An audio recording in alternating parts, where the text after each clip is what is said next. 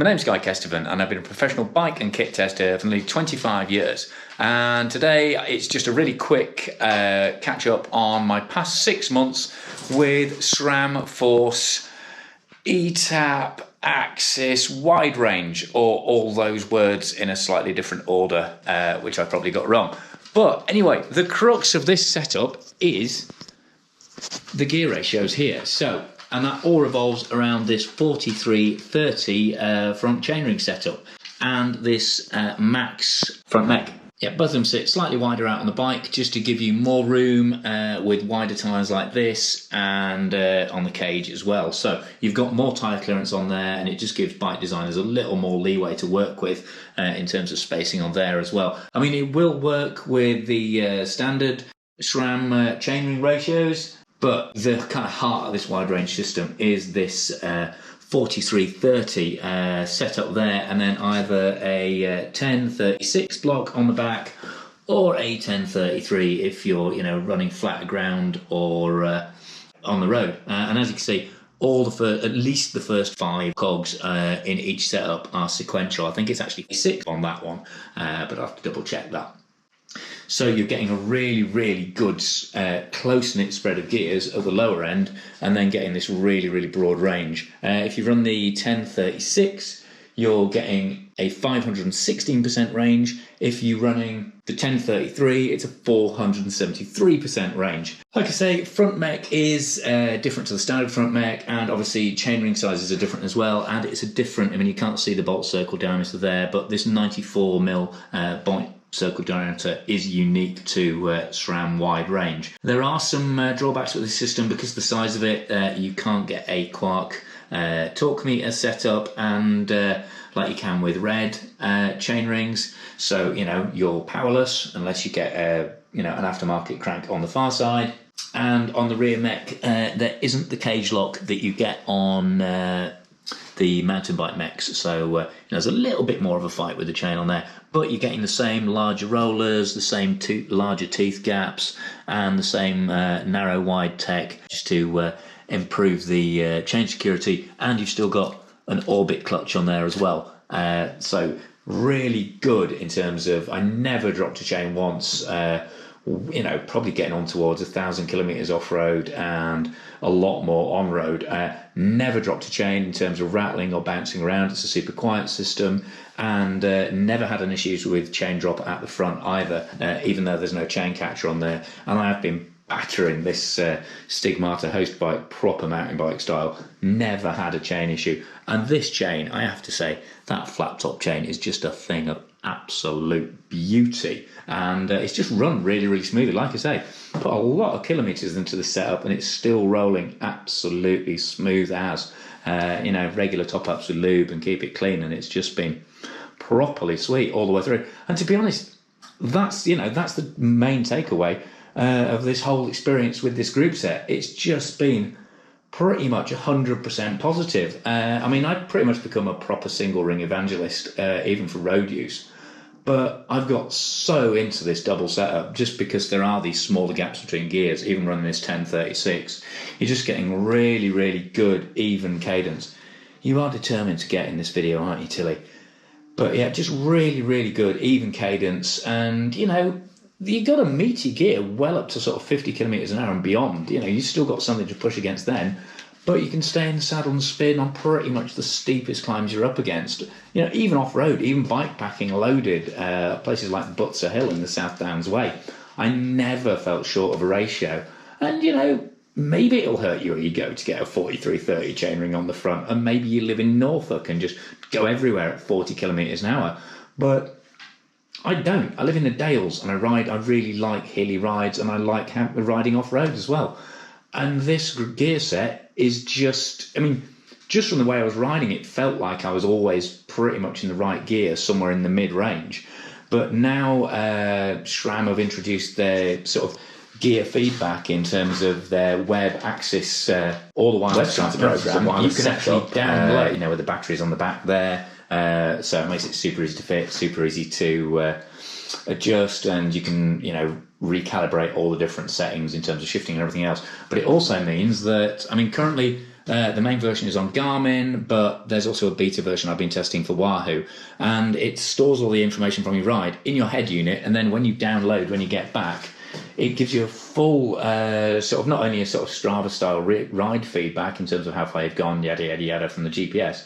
It also gives you exactly which gears you've been using, how long you've spent in each of those gears, and it's a really, really good way of zoning in for exactly which gear setup will suit you. And that gave me the proof that I've pretty much always been right in the sweet spot of this transmission setup across a very, very wide range of riding that I've done with this bike.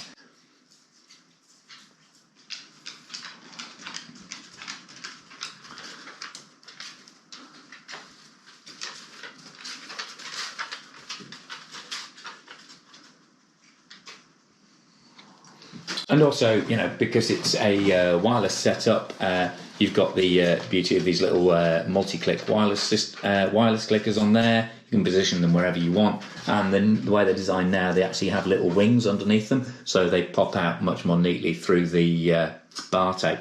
The only issue I did have is that because this is a relatively small bike size for me, just what they had available at the time, when I was coming out of the saddle a lot, I did find I could occasionally knee them. So if you are, make sure if you are using them, position them where you're not going to catch them accidentally, or just learn to use your left knee to downshift pretty damn quick, which is what I was doing. But yeah, same with all the SRAM eTap AXS systems. You can do standard up, downshift, and then front chainring is both paddles together. But you can also set them up to like automatically compensating, fully compensating, loads of different sort of shifting techniques, depending on whether you want, you set you to manage the ratios, or you want the bike to take a hand in making sure you get into the next sequential gear. And that, and again, that really simplifies having two chainrings up front. You do occasionally catch it out and get a bit of a clunky shift at the front if you're using the mode where it shifts front and back sort of almost simultaneously, especially if you're going slow, low cadence, high load. But for the most part, just really, really good seamless shifting. And even when I clobbered the back end on a fence post during King Alfred's Way, it was no trouble. Once I got it realigned again, it was no trouble to get it set up again. So again, just pretty much trouble-free, great ratios, lose all the big chainring ego bullshit. For most mortal people riding, certainly those mixing off-road and on-road, I'm completely sold on this set of ratios, and I've already been sold on eTap AXS and the way they're expanding its functionality and its kind of data feedback through the AXS web app.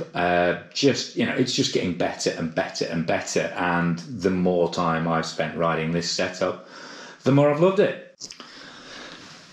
So I guess that's the conclusion, really. Yes, it's expensive, but do not worry about reliability on this setup. I've had no issues with batteries suddenly going dead on me or anything like that. No issues with shifting problems, apart from that occasional simultaneous shift clunk at the front. It would be nice if there was percentage battery life feedback rather than just low battery warning via the smartphone app. But that's software stuff. That's really, really easy for them to change going forwards, and it's something they might be already working on. Mechanically, I think this system is absolutely brilliant, and if I was building up a road bike, this is what I'd go for. I would go wide range. I'm fine. I'm fine with a 40. A 40 or a 42 is what I run when I'm running a single setup. So, why wouldn't I? Why wouldn't I want also those lower ratio gears? And it's definitely put me back onto wanting double chain setup on the road. And, I'd even consider it off-road as well, even though I'm pretty sold on the simplicity of a single ring setup with a wide range cassette. If you're doing long distances or, and you're not constantly pitching up and down steep stuff, then having those extra gears, and they are extra gears, there isn't much overlap with the setup. It really, really is useful, and I've not struggled with it in the mud. I've not struggled with it dragging too much filth into the chain, anything like that. If you've ridden the Ridgeway in fairly sticky conditions, you'll know I've seen mud, and I'll put up, there's some footage out. If I remember, I'll just stick it up in the corner here, and you can see how filthy I've run this transmission and had zero problems with it. So, Yeah, it's going back now, and frankly, I'm gutted. I've loved having it here. Watch the videos about the Stig, watch the videos about the Zip wheels as well. Yeah, SRAM and Zip have done some very, very good things in terms of gravel and all-road capability this year, and wide range from a transmission point of view. Really, really impresses. Yeah, there's my 6-month summary. Wide range, I'm sold. So anyway, thank you very much to SRAM for giving me the group set for 6 months. Thanks to my Patreon subscribers for supporting the channel and helping it grow, helping me get equipment, and helping me put aside the time to make these unsponsored videos. They get early, extended and behind the scenes edits on the bikes as a result, and they also get a high level of communication in terms of buying advice, tech advice from me if they want it. So if you like what I'm doing in the channel, please consider joining them with a pledge on a monthly basis. But for now, please subscribe, click for notifications so you get all the other video assets that are part of this project and all the other things I work on. And make sure you give it a thumbs up as well, because that helps it tick all the algorithms and gets these videos under more people's noses and helps the channel grow, which means I keep being supported by suppliers like SRAM. So thank you very much for watching. I've been Guy Kestevan on Guy Kes TV on SRAM Force eTap AXS Wide Range.